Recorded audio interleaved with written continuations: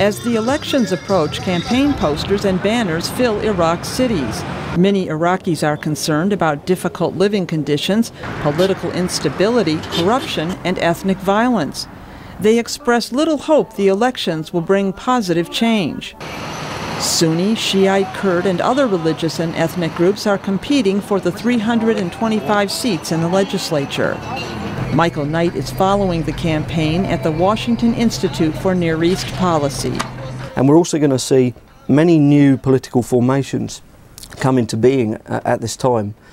So we'll see whether or not there will be a large set of nationalist groupings that cross the sectarian and ethnic divide, or alternatively, will we still be in the period when most people vote according to their primary identity? Henri Barkey, an Iraq analyst at the Carnegie Endowment for International Peace in Washington, thinks people will vote predictably. Shia will vote for Shia parties, Sunnis will vote for Sunni parties, Kurds will vote for Kurdish parties.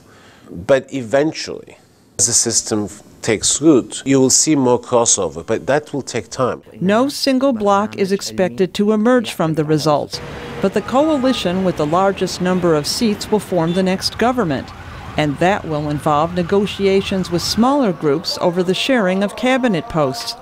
U.S. Ambassador Christopher Hill says forming a new government could take months. There's some view that some of the Sunni states have been reluctant to engage with what will probably continue to be a Shia-led state, although I want to emphasize that this is not a winner-take-all system there, and just as there are important Sunnis in the current government, there will be in the next government. Barkey says while the majority Shiite will stay in power, it remains to be seen if Prime Minister Nouri al-Maliki will continue as the leader of Iraq.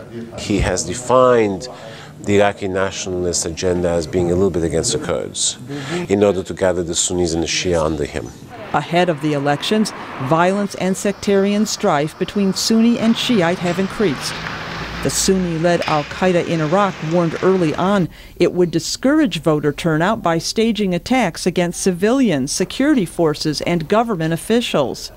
More than 400 candidates are banned from running in the elections because of alleged ties to Saddam Hussein's outlawed Ba'ath Party.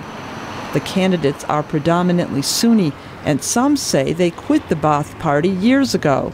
Sunnis perceive the ban as an attempt to weed out Sunni and secular candidates.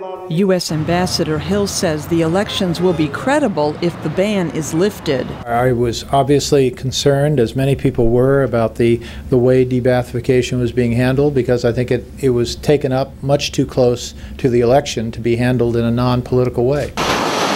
The Sunni wing of Iraq's leading non-sectarian political coalition has dropped out of the election. The move raises the likelihood that the legitimacy of the parliamentary vote will be called into question.